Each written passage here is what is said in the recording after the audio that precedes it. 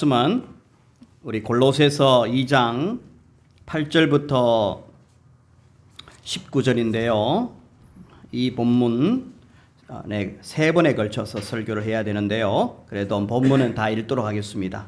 자, 골로새서 2장 중에서 전체 중에서 가장 어렵고 가장 이해하기 쉽지 않은 것이지만 여러분들이 눈을 크게 뜨고 성령께서 지혜를 주시도록 간구하면서 하겠습니다. 시작. 누가 철학과 헛된 속임수로 너희를 사로잡을까 주의하라. 이것은 사람의 전통과 세상의 초등학문을 따르며 그리스도를 따름이 아니니라. 그 안에는 신성의 모든 충만이 육체로 거하시고 너희도 그 안에서 충만하여 졌으니 그는 모든 통치자와 권세의 머리시라. 또 그 안에서 너희가 손으로 하지 아니한 할례를 받았으니 곧 육계의 몸을 벗는 것이요 그리스도의 할례니라. 너희가 세례로 그리스도와 함께 장사되고 또 죽은 자들 가운데서 그를 일으키신 하나님의 역사를 믿음으로 말미암아 그 안에서 함께 일으키심을 받았느니라.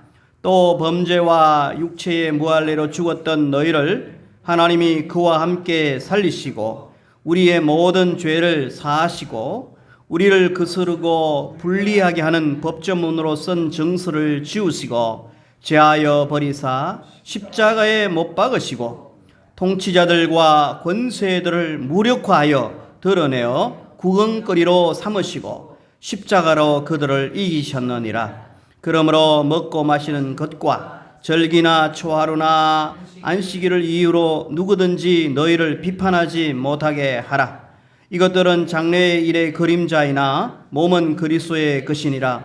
아무도 꾸며낸 겸손과 천사 숭배를 이유로 너희를 정죄하지 못하게 하라.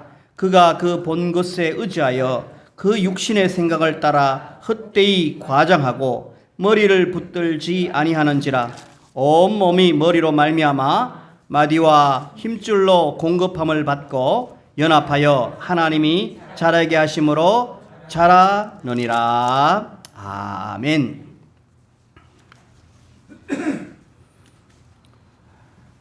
오늘 이 말씀을 우리가 근거로 해서 바탕으로 해서 복음의 선을 지키는 신앙, 복음의 선, 복음의 경계선, 복음의 마지노선 넘지 말아야 된다는 거죠. 그리스도 안에서 살아가는 사람은 우리가 경계선을 넘어서 38선을 넘어서 북한으로 가서는 안 되듯이 우리가 복음의 경계선 안에 우리가 머물러야 되지 넘어가서는 안 된다는 겁니다. 그런데 이 경계선을 허물어뜨리는 세 가지가 있는데 그것을 여러분들이 오늘 이 본문에서 발견할 수가 있으면 좋겠습니다.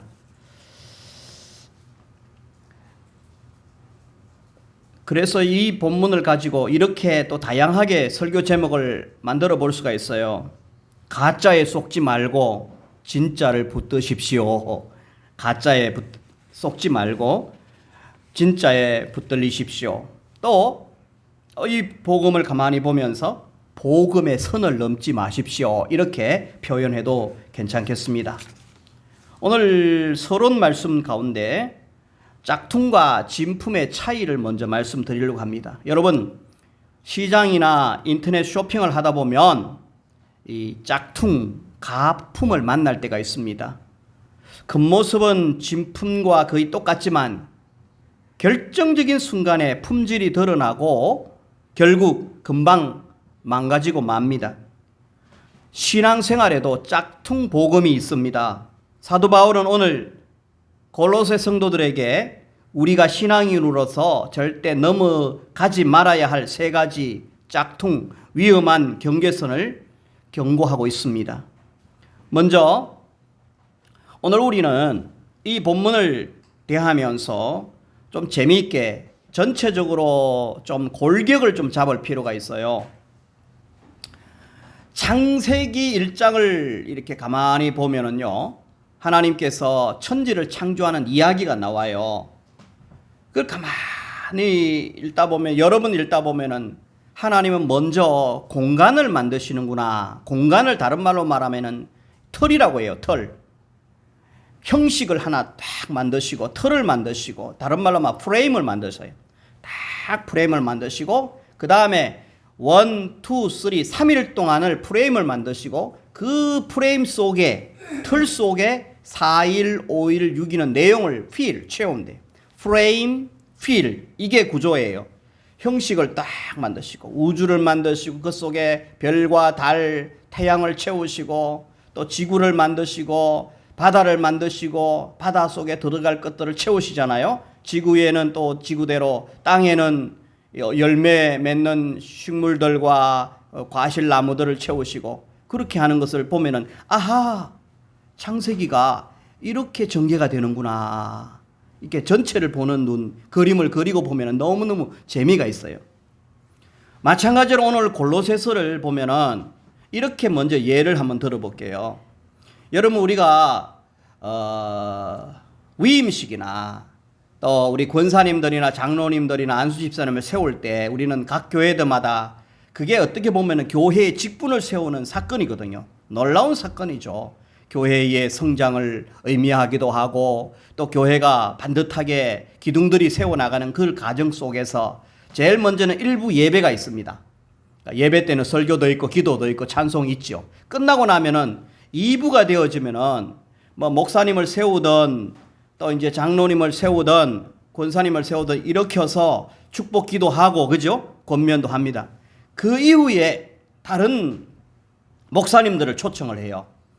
아주 동력자들을 초청해서 유명한 분들이든 또 그분의 영향을 받을 사람 아주 모범된 사람을 초청해가지고 뭘 하느냐면은 두 가지를 하는데 여러분 그 시간이 되면 우리는 의미를 못 두면 굉장히 지겨워요.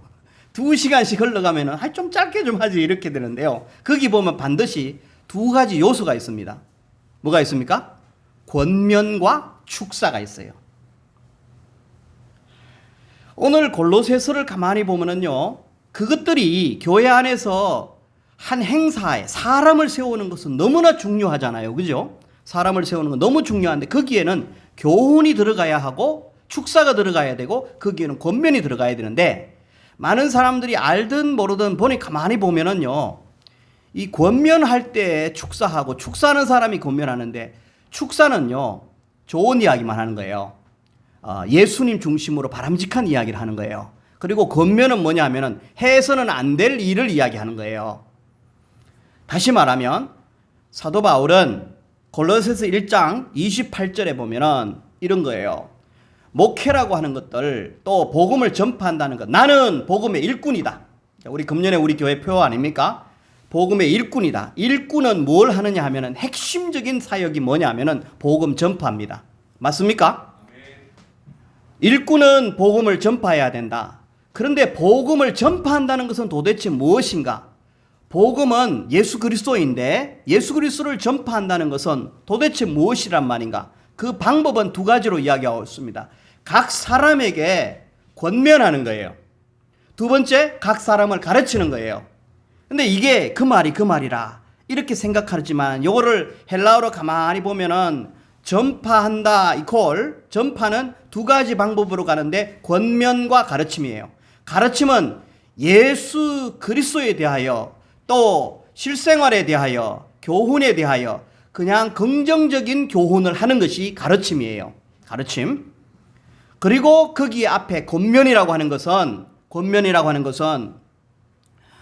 잘못된 행동에 대하여 직접적으로 교훈하는 거예요. 권면은 다시 말하면 권면을 헬라어를 제가 굳이 안 써도 마음에 두게 하는 거예요. 우리 마음에 주의 말씀을 하나님 말씀을 복음을 두게 하려면 여기에는 하다 보면 사람들이 잘못된 행동으로 삐뚤게 나간단 말이죠. 그럴 때는 그것을 구체적으로 권고하고 또 권면하고 또 충고하고 또 때로는 격려하고 얼레고 달래고. 그래서 목회라고 하는 것은 이 목회 설교 때로는 설교가 뭐냐면은 설교는 예수님에 대해서 좋은 이야기들을 잘 가르쳐 줘야 돼요. 긍정적인 이야기를 가르쳐 줘야 돼요. 그것만 해서는 안 돼요. 성도들이 보니까 성도들이 나가서 생활하는데 매력이 없어요. 성도들이 주의 말씀대로 안 살아요. 그러면은 그래도 가만히 꾹 참고 있으면 그 목사 아니에요. 사도 바울의 계열, 사도의 그 전성을 받은 신실한 목회자들은 분명하게 짚어줘야 되는 거예요. 그래서 징계도 내리고, 때로는 심하면 징계도 내리고, 따끔하게 경고도 주고 충고도 주고, 그런 배짱이 있어야 주님의 온전한 종이 되는 거예요. 오늘날 많은 사람들이, 교회들이 징계가 사라졌잖아요. 그죠? 권면이 사라졌어요. 권면합니다가 아니라 권면은 충고도 하고, 권사님 그렇다고 막 욕하고 이러면 안 되죠. 권사님 이러이러한 행동은 이렇게 말씀대로 고치세요. 이렇게 말할 수 있는 자신감이 있어야 그 교회가 되는 거예요. 눈치 보고 이런 말 못하고 저런 말 못하면 항상, 그러니까 그런 못된 사람들이 교회의 주인이 되어져 버리면 교회는 옳지 못하다는 거예요. 그래서 여러분 골로새서 1장 28절을 다시 한번 보시기를 바랍니다.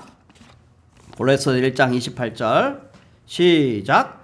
우리가 그를 전파하여 각 사람을 권하고 모든 지혜로 각 사람을 가르치면 각 사람을 그리스도 안에서 완전한 자로 세우려 함이니, 그렇게 되어 있습니다. 그죠? 이런 방식으로 나는 복음을 위하여 수고하노라. 자, 그러면서 왜 굳이 목사님이 이런 이야기를 하느냐? 오늘 바로 8절부터, 자, 지금까지 1장에서는 예수님은 어떤 분이다, 여러분들을 흔들어 놓고 여러분들이 세속화되어지고 하는데 여러분 중심에는 복음이 들어가야 합니다. 예수님을 알아야 합니다. 그래서 예수님에 대한 이야기를 먼저 가르쳐 주셨어요. 그런데 골로새 교회를 가만히 보니까 잘못된 것에 의하여서 흔들리는 모습들을 세 가지로 진단을 했다는 거죠. 그 세 가지가 뭐냐면은, 첫 번째 이제 8절부터는 권면에 들어가는 겁니다. 8절부터 오늘 읽었던 19절에는 조금 권면을 하면서, 그러니까 이렇게 하는 거죠. 여러분, 예수님과 내가 세상의 철학을 내가 비교 한번 해줄게요. 무엇이 더 정확하고 완전하고 절대적인 건지 여러분 판단하십시오. 그래서 여러분들은 세상 것들을 붙잡지 말고 더 완전하고 탁월하고 완벽하신 예수님을 붙잡으세요. 그분이 머리입니다. 머리에 붙어 있어요. 복음을 붙잡으세요. 머리를 붙잡으세요. 예수를 붙잡으세요. 예수 아닌 다른 것들이 기준이 되어지면은 다 헛된 것입니다. 이런 이야기예요. 그죠? 그런데 여러분들은 지금 가만히 보니까 세 가지에 지금 꼬드기고 있습니다. 첫째는 뭡니까? 8절. 전체적으로 이야기하고 오늘 8절부터 15절 중심으로 나가겠습니다. 자, 8절에 보니까 뭡니까? 누가 철학과 헛된 속임수로 너희를 사로잡까 주의하라, 이렇게 돼 있잖아요. 주의하십시오. 여러분 주의하십시오. 무엇이요? 철학과 헛된 속임수에 속지 않도록 주의하십시오. 권면하는 거예요. 그죠? 두 번째 16절 17절 또 껑충 뛰어갑니다. 시작. 그러므로 먹고 마시는 것과 절기와 초하루나 안식일을 이유로 누구든지 너희를 비판하지 못하게 하라. 가만히 보면은 절기를 강조하고 또 먹고 마시는 정결 예식을 강조하는 것은 율법을 좋아하는 사람들의 사고방식이에요. 그래서 이것은 율법주의, 행동주의, 그래서 이 율법과 율법주의의 사상으로 여러분들을 흔드는 것에 여러분 속지 마세요. 이런 이야기예요. 이해되십니까? 그래서 율법주의는 결국에는 너 뭐 주일날 밥 사 먹었니?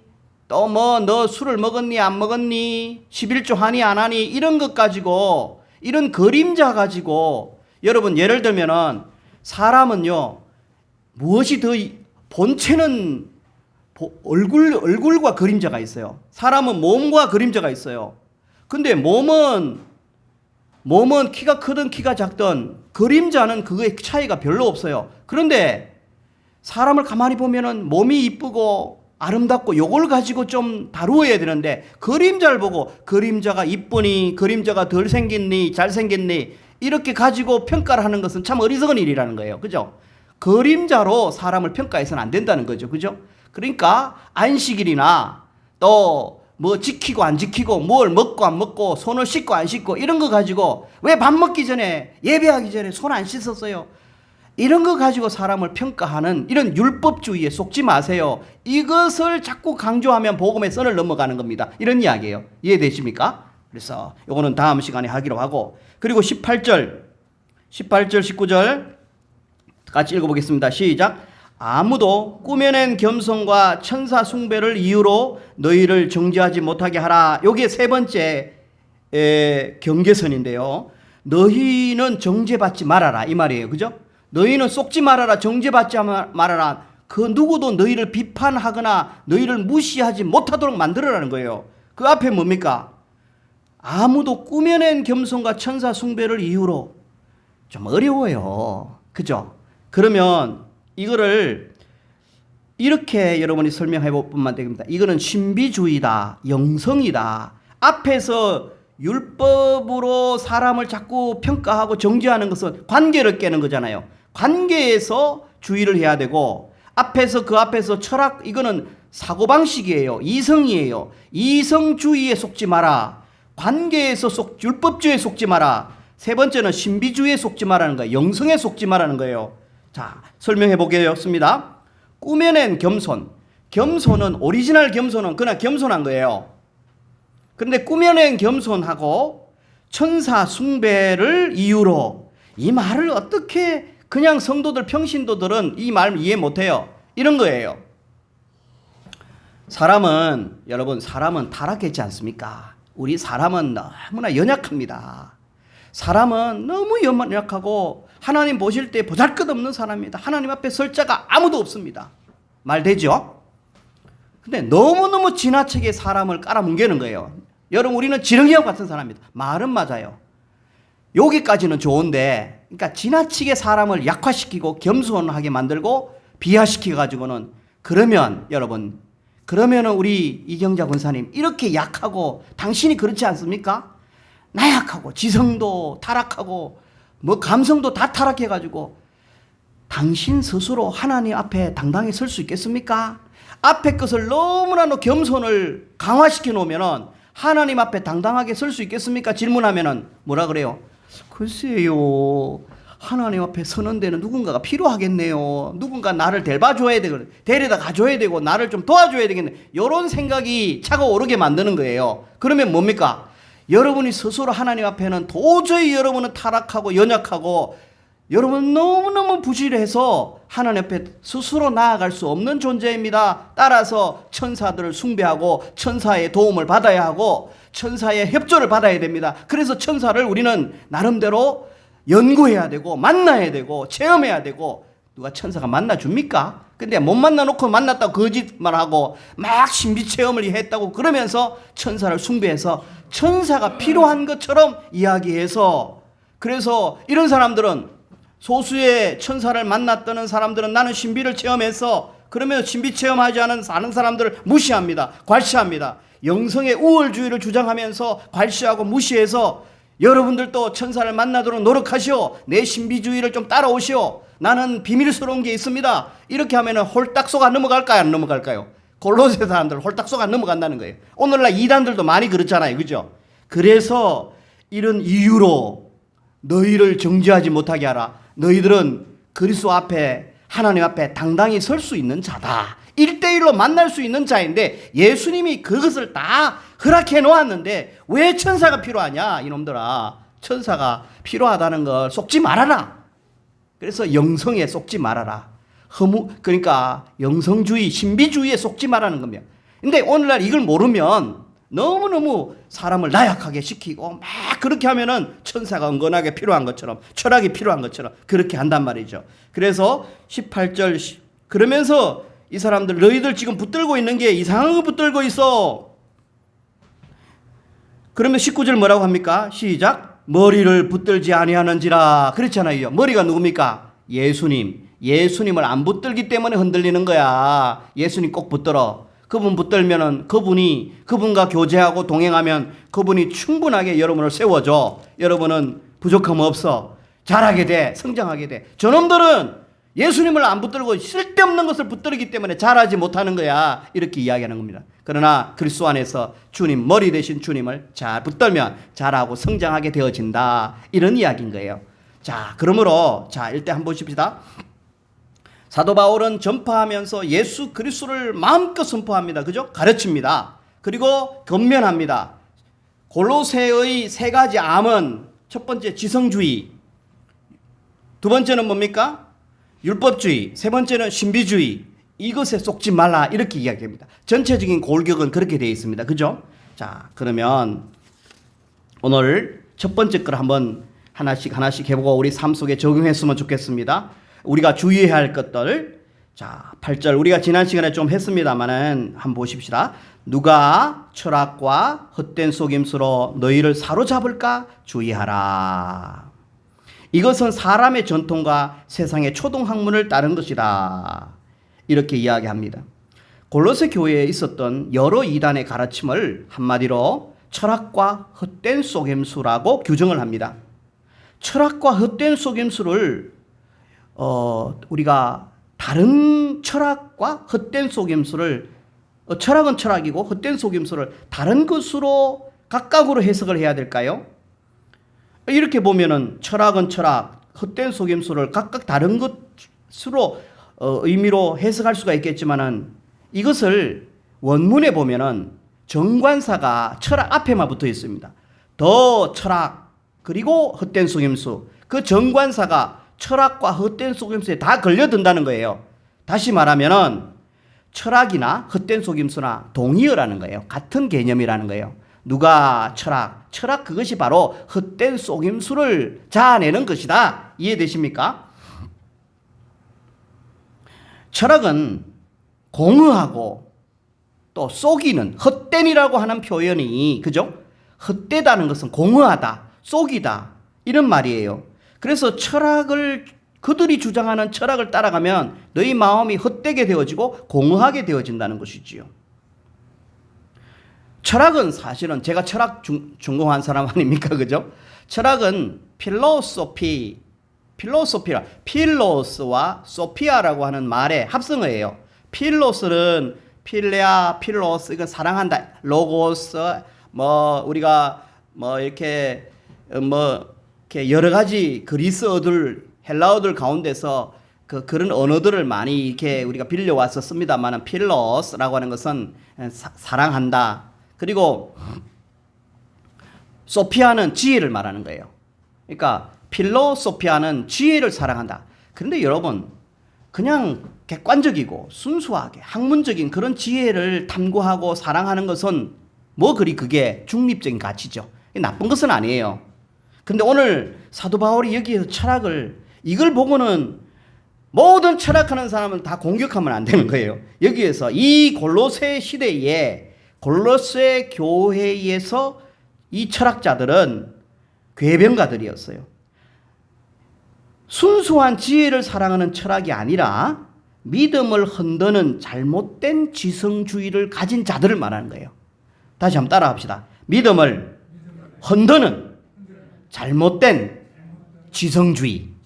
이게 바로 골로새 교회를 힘들게 한 그 철학가를 향하여 비난하는 사도 바울의 내용인 것입니다. 이들은 궤변을, 또 이들은 그릇된 학설을 정당화할 때가 많아요. 이들은 논증하는 것을 업으로 삼아요. 막 무의미한 변정, 무의미한 변론을 통하여서 사람들에게 갈등을 일으킵니다. 다툼을 일으킵니다. 실컷 하루 종일 이야기하고 나면 마음이 허해요.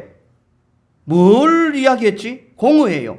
이렇게 공허함을 찾아오게 하고 답도 없는 이야기, 이런 이야기들을 이 사람들이 합니다. 결국에는 이들의 지혜는 속임수라는 거예요. 자신들만이 가지고 있는 이 사람들은 그래요. 우리는 더 영적인 깊이 있는 지혜를 가지고 있다. 이렇게 거짓말을 해요. 이 당시 골로새 교회를 공격하는 철학자들은 사도 바울은 노략꾼이고 술수, 사기꾼들이었다. 그렇게 평가를 내리면서 이런 사람들에 대해서 속지 말라고 이야기합니다. 성도들의 순수한 신앙을 노략합니다. 성도들의 순수한 신앙을 포로로 잡아갑니다. 따라서 이런 자들은 그리스도 안에 뿌리를 깊이 내리지 못한 자들을 거짓 사상으로 속여서 그리스도와 멀어지게 하는 이런 철학, 이런 속임수의 사람들을 경계하라. 여러분 경계해야 되지 않겠습니까? 그죠? 오늘날 이 말씀을 또 오늘 우리 시대에는 그런 철학을 우리가 접하지 않습니다만은 요즘은 SNS의 나쁜 소식들, SNS 유튜브에 그 정제되지 않은 것들에 오늘 속지 말라라는 말씀으로도 평행 이동시켜서 생각할 수가 있겠습니다. 바울은 골로새에 침투한 이단 교훈을 한마디로 사람들의 유전,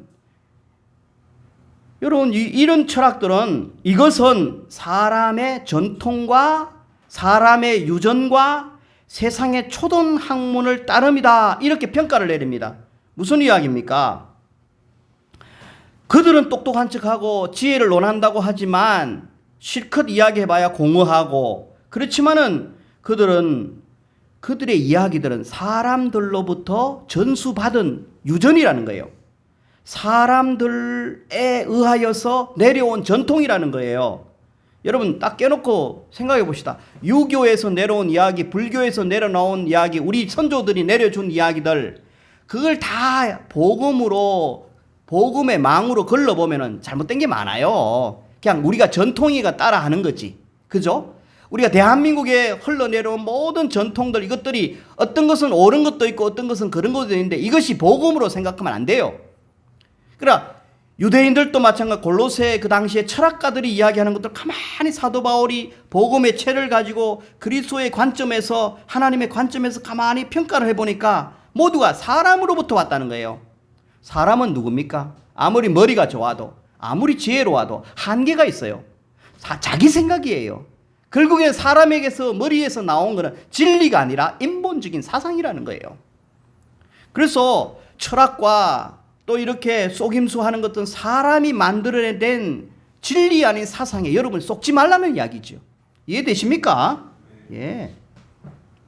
인간적인 유전을 막 전수해서 막 비밀스러운 자기들만의 이 삶의 병기가 있다, 신비한 병기가 있다, 그러면서 아주 감언이설로 사람들에게 말을 얼마나 잘합니까? 그런데 이것은 세상의 지극히 초보적인 것이더라는 거예요. 세상의 근원에 대한 이야기를 한다고 하지만 세상이 어떻게 생겼어? 뭐 원소로부터 생겼어? 물로부터 생겼어? 그 철학가들이 그렇잖아요. 뭐 저 불에서부터 온 세상이 창조되었어, 시작했어, 원소로부터 되었어, 이렇게 요즘도 뭐 빅뱅 이론이니 무슨 이론, 양자 역학 이론이니 이런 게 이야기하지만 다 근본을 모르는 사람들의 사고에서부터 나온 거기 때문에 누가 세상을 창조했습니까? 하나님 아닙니까? 모든 것을 아시는 하나님인데 사람이 한 부분에서 다 보지도 못한 사람들이 자기 머리에서 살짝 깨달았다고, 스쳐 지나갔다고 그것을 사상화해서 사람들에게 자랑하면서 가르치는 것, 여기에 속지 말라는 것이죠. 근원도 밝히 시원스럽게 명확하게 정리하여서 말하지 못합니다. 영적인 초보입니다. 깊이도 없습니다. 넓이도 없습니다. 높이도 없습니다. 가치도 없는 초보 지식 수준, 이것을 바로 세상의 철학과 헛된 속임수로 사도 바울은 이야기하고 있습니다. 자, 그러면서 무엇을 비교합니까? 그리스도를 따름이 아니니라 이렇게 했습니다. 그죠? 앞에서 여러분들을 힘들게 하고 여러분들의 생각 이성을 마비시키고 여러분의 이성, 온전한 이성을, 건전한 이성을 이렇게 여러분 지진나게 만드는, 갈등스럽게 만드는 이와 같은 철학은 예수 그리스도를 따름이 아닙니다. 예수 그리스도로부터 전수받은 나의 생각과 다릅니다. 복음과는 다릅니다. 이런 이야기예요. 그러면은 세상의 철학을 딱 한 방 때렸으면은 그것과 비교된 더 엄청난 예수 그리스도에 대하여 이야기해야 될 건 아닙니까? 그죠? 그리스도에 대하여 이야기해야 되지 않겠습니까? 그러니까 9절부터는 예수 그리스도에 대하여 다시 기독론에 들어가는 겁니다. 9절 보세요. 그 안에는, 그죠? 읽어봅시다. 그 안에는 신성의 모든 충만이 육체로 거하신다. 이렇게 지금 이야기하고 있습니다. 자, 그렇다면은 철학은 헛된 거다. 철학은 속이는 거다. 근본이 아니다. 명확하지 않다. 완전하지 않다. 불완전하다. 이런 논리를 폈습니다. 8절에. 그러면은 온전한, 완전한, 탁월한 예수 그리스도에 대해서 내가 받은 것을 전수해 줄게. 그들과 내 것을 비교해 봐. 이야기입니다. 김정두 것이 아니고 누구 겁니까? 사도 바울, 하나님 것이라는 겁니다. 자, 거기에 사도 바울은 예수 그리스도에 대해서 다시 이야기합니다. 우리 예수님에 대해서 이제는 가르치고 있는 거예요. 자, 9절에 첫째, 예수 안에는 무엇이 충만합니까? 신성의 모든 충만이 육체로 거하신다. 좀 이것을 좀 짧게 이야기할 필요 있어요. 예수님은 하나님이십니다. 예수님 안에는 하나님의 신성이 그대로 다 꽉 들어차 있습니다. 충만합니다. 그죠? 그것을 첫 번째 이야기합니다. 두 번째는 10절에 너희도 그 안에서, 예수 안에는, 예수님 어떤 분이냐? 사람들에게, 그를 믿는 사람들, 그들에게도 당신의 신성을 충만하게 내려주신다는 거예요. 채워주신다는 겁니다. 거꾸로 해석하면 그렇죠. 10절 읽어봅시다. 시작. 너희도 그 안에서 충만하여 졌으니 또 그는 모든 통치자와 권세의 머리시라. 세 번째는 예수님은 절대적인 분이라는 겁니다. 머리라고 하는 것이 무엇입니까? 머리는 최고라는 겁니다. 머리는 절대적인 분이라는 겁니다. 1등이라는 겁니다. 탁월하다는 것입니다. 여러분, 제가 어떤 기업의 회장님과 친합니다. 예를 들면 가장 CEO와 긴밀하게, CEO가 나를 알고 내가 CEO를 알고 너무너무 서로 신뢰하면서 그렇게 되어지면은 CEO 밑에 있는 인사과의 과장이나 부장이나 그런 사람들이 나에 대하여서 어떻게 저렇게 의심하거나 뭘 하더라도 내가 겁낼 필요가 있습니까? CEO가 나를 뽑은 사람이 누굽니까? CEO가 나를 뽑았어요. 그 나를 신실하게 여기고 신뢰해주고, 그러면 내가 중간에 있는 그 사람들이 어쩌다가 이런 소리 저런 소리 들어가지고는 나에 대해서 흔들어 놔도 나는 끄떡없이 그 사람들에 대해서 두려워하거나 그 사람들 때문에 내가 힘들어하거나 억눌릴 필요가 있습니까? 없습니까? 무슨 이야기냐면, 제가 실제 그렇다는 것이 아니라 무슨 이야기냐면, 우리는 CEO 대신 예수님과 긴밀한 관계가 되어 있어요. 그분이 우리의 머리예요. 그분이 우리에게 신성도 주셨고 그분이 우리를 충만하게 해줬어요. 얼마나 그분과 우리가 긴밀한 사이입니까? 그런데 우리가 그 밑에 있는, 하나님 밑에 있는 피조물로 된 천사, 세상의 권세, 정사, 악한 사탄들, 악한 천사들, 타락한 천사들이 얼마나 인간을 누릅니까? 인간과 하나님의 관계를 깹니까? 이상한 사상들에 대하여, 세상의 권세들에 대하여 우리가 두려워할 필요가 없다는 것입니다. 그런 이야기를 하고 있는 것입니다. 그래서 예수 그리스도 안에는, 예수 그리스도 때문에 여러분들도 충만해졌고, 그는 모든 이 세상의 통치자, 하늘의 통치자, 우리 눈에 보이는 천사, 권세자들, 그런 권세의 머리라. 그 머리하고 여러분들이 있다는 겁니다. 연합되어 있다는 겁니다. 뭘 두려워하느냐 이거죠. 그러면서 11절, 이제 여기서부터 좀 어려운 표현이 들어가는데요. 또 그 안에서 너희가 손으로 하지 않은 한 할례를 받았다. 그가 너희들을 할례를 주었다. 마음의 할례를 주었다는 겁니다. 여러분, 구약에서 하나님 백성이 되시는 표현이 할례입니다. 성도는 구약의 백성들처럼 더 이상 육적인 할례를 받지 않고 마음의 할례를 받은 자들이라는 것입니다. 왜냐하면 예수 그리스도가 속죄 사역을 완성하신 분이기 때문에 그 속죄 사역을 설명해 주는, 정말 하나님의 백성이 되어지는 그 과정 속에서 그림자와 같은 할례, 세례, 이런 것들을 우리는 모두가 다 예수님 때문에 다 받아들인 사람들이라는 것입니다. 예수님이 죽으시고 장사된 것을 마음으로 믿고 입으로 시인하고 영접하면 우리가 모두가 다 할례 받은 사람들처럼 다 친백성이 되는 줄 믿습니다. 하나님의 백성이 되는 것입니다. 이것이 바로 오늘날 할례 받는 과정입니다. 구약에는 남자들 생식기의 끝을 도려내는 행위를, 눈에 보이는 행위를 해야, 할례를 해야, 사인이 있어야 구원받고 하나님 백성이 된다고 이야기를 했습니다. 그러나 오늘날 신약을 살아가는 우리는 믿음으로 구원받은 그 사람들에게는 할례를 마음으로 하면 되는 겁니다. 우리는 마음으로 믿고 예수 그리스도를 믿고 하면은 바로 마음의 할례를 받은 것과 다를 바 없다는 겁니다. 구약에 구별된 백성이 되려면 몸으로 보여야 합니다. 더러운 표피를 잘라라고 그 사람들은 강요를 합니다. 그러면 그렇게 해야 됩니다. 그러나 백성이 되는 원칙, 기초 방법은 표피를 따르는 수술이 아니라 마음으로 할례의 상징인 이제 세례를 받는 것입니다. 할례나 세례나 상징적인 행위죠. 여러분,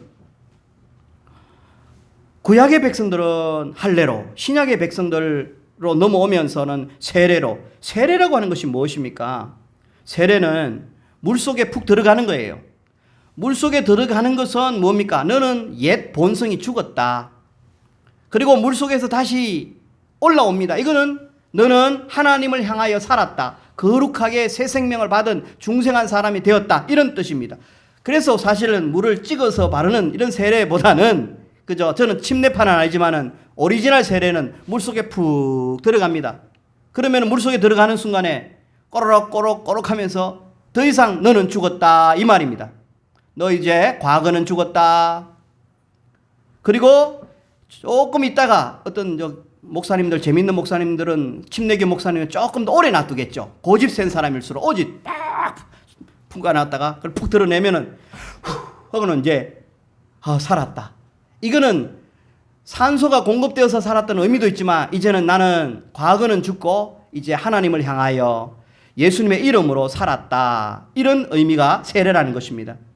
과거가 죽고 죄에 대하여 죽고 본성에 대하여 죽고 그리스도 안에서 새 생명을 얻었다라고 하는 것이 바로 세례라는 것입니다. 이 세례가 물속에 들어가고 물속에서 나오는 그 자체가 구원 주는 거 아닙니다. 세례의 본체는 뭐냐면은 너를 위하여 예수님이 죽었다. 장사되었다. 너를 위하여 예수님이 다시 부활했다. 요 내용을 이 실체와 본질이 없으면 아무리 세례를 받는다 할지라도 그 내용에 믿음이 없으면 세례의 그 상징과 형식이 있다 할지라도 구원이 없어요.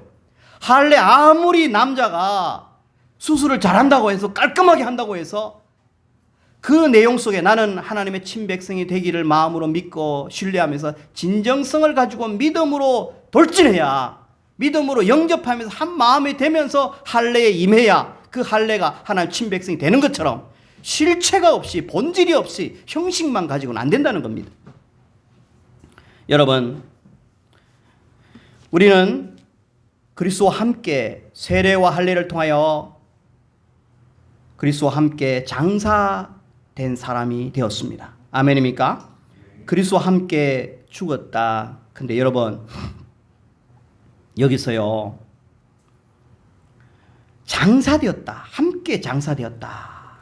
12절 읽어보겠습니다. 시작. 너희가 세례로 그리스도와 함께 장사되고 또 죽은 자들 가운데서 그를 일으키신 하나님의 역사를 믿음으로 말미암아 그 안에서 함께 일으키심을 받았다. 여기서 함께 장사되었다라고 하는 것을 헬라어 동사를 보면은요, 수동태라는 거예요. 우리가 하나님 말씀을 더 깊이 있게 연구하려면은 때로는 헬라어도 조금 동원할 필요가 있어요. 수동태 분사라는 것인데 이 말은 능동태는 내가 한다 이 말이에요. 나는 학교에 간다 이건 능동태예요. 나는 학교감을 당한다 이건 수동태예요. 그런데요, 우리가 그리스도와 함께 십자가에서 못 박혀 죽었다는 것은 우리가 그리스도와 함께 장사되었다는 것은 하나님께서 성령의 역사를 통하여서 우리를 장사 지내신다 이 말입니다. 여러분, 내 자아를 내가 죽일 수가 있습니까? 여러분이 옛 본성을 여러분이 죽일 수가 없어요. 오늘 내가 예수를 믿는다, 십자가를 믿는다, 예수님의 십자가를 바라보면서 십자가에 예수님이 돌아가셨다라고 하는 사실을 가만히 볼 때 나의 모든 과거, 나의 모든 죄악, 나의 모든 옛 본성을 우리 하나님께서 성령의 역사로 말미암아 나를 죽이셨다라고 하는 사실을 인정해야 된다는 것입니다. 내가 십자가에 여러분이 십자가에 절대 못 박지 못해요. 이게 수동태로 됐다는 거예요. 그리고 부활도 마찬가지예요. 우리가 다시 하나님을 향하여 살아나는 것은 우리는 그저 믿음으로만 나아갈 따름이지 성령께서 우리를 다시 살리시는 줄 믿습니다. 성령께서 우리를 함께 일으키신다는 사실을 우리가 믿어야 된다는 것입니다. 결론은 무엇입니까? 오늘 우리를 과거를 죽게 만들고 다시 부활하게 만드는 그 실체는 예수님이라는 거예요. 우리를 세례로 통하여 깨끗하게 만드시는 실체는 예수님이라는 거예요. 우리를 하나님 친백성 되게 하시는 그 할례의 마음의 할례를 주시는 분은 성령 하나님이라는 거예요. 예수님이라는 거예요. 그래서 예수님이 우리를 제사하여 주셨다. 13절 보겠습니다. 13절에 또 범죄와 육체의 무할례로 죽었던 너희, 자, 찔러버립니다. 이방인인 골로새 성도들, 오늘 우리 대한민국에 살아가는 너희들 누구냐?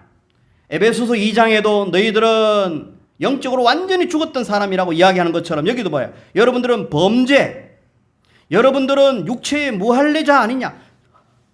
육체의 이스라엘 사람들처럼 하나님 백성들처럼 할례를 받았느냐? 못 받았지 않았냐? 이방인들은 전부 다 할례를 안 받았잖아요. 몰라서도. 그죠?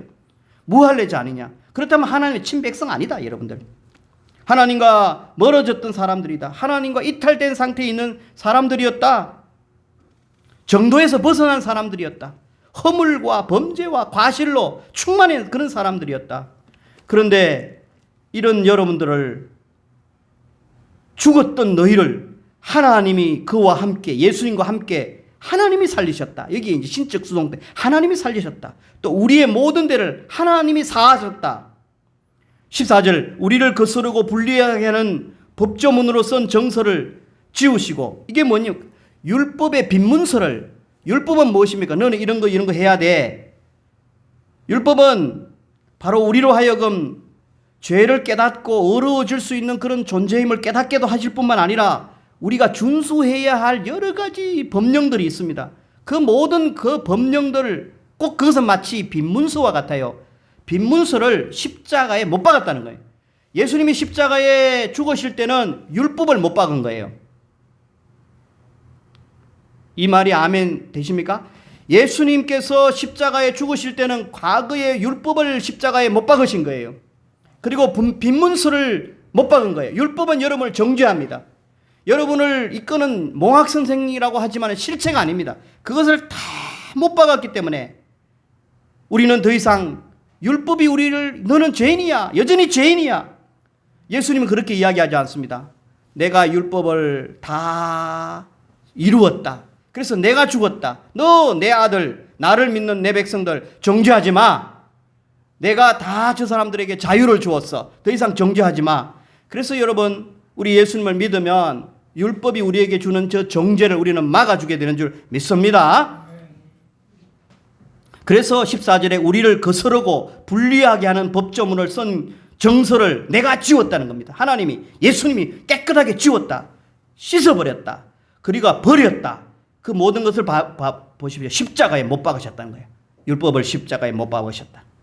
빈문서를 십자가에 못 박으셨다. 십자가에 못 박았다는 의미를 여기서 우리는 십자가 예수님만 못 박았는 줄 알았지만 예수님께서 과거의 모든 그 율법의 것들을, 빈문서를 십자가에 못 박았구나, 없앴구나, 깨끗하게 처리하셨구나. 율법의 정죄를 무력화시켰다. 율법의 정죄를 무효화시켰다. 얼마나 좋습니까? 그래서 15절 우리 다 같이 보십시다. 시작. 통치자들과 권세들을 무력화하여 드러내어 구경거리로 삼으시고. 여러분, 이걸 깨달아야 됩니다.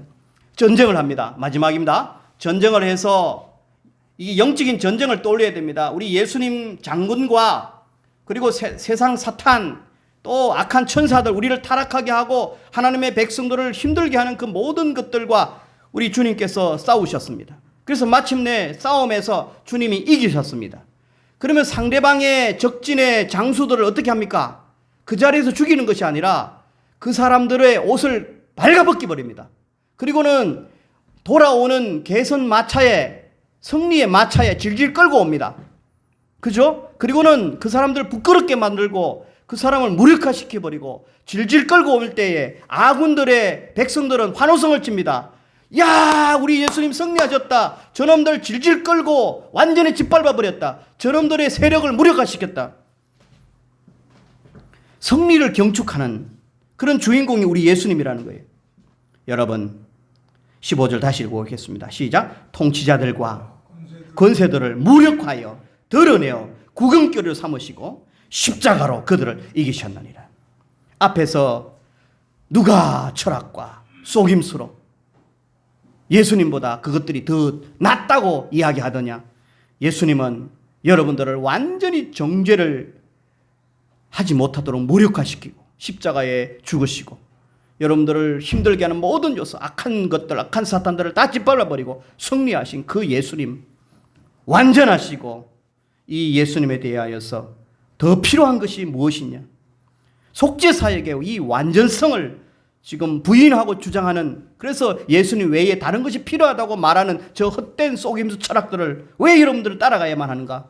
완전한 신성을 가지시고 완전한 일을 하시고 속죄사역을 완전하게 깔끔하게 마무리하신 우리 주 예수를 찬양하고 그분만 믿고 그분만 높이는 골로새 성도 되기를 바라듯이 오늘 일회교회 성도들이 되기를 주의 이름으로 축원합니다. 하나님 아버지, 우리 예수님은 완벽하시고 절대적이시고 이 좋으신 예수님은 우리를 정죄해서 자유케 하신 우리 예수님을 찬양합니다. 하나님 아버지, 세상의 헛된 속임수와 철학에 우리도 넘어지지 않게 하시고 예수님 더 사랑하게 하여 주옵소서. 예수님과 더 동행하게 하여 주옵소서. 그리할 때 우리가 예수님을 선포할 수밖에 없고 자랑할 수밖에 없고 이렇게 모든 세상의 권세를 다 짓밟아 승리하신 우리 예수님의 그 제자들인 우리들이 어떻게 살아야 할지를 가르쳐 주신 주님을 찬양합니다. 주님 더 사랑하며 더 자랑스럽게 여기며 살아가기를 원합니다. 도와주옵소서. 예수님의 이름으로 기도하옵나이다. 아멘.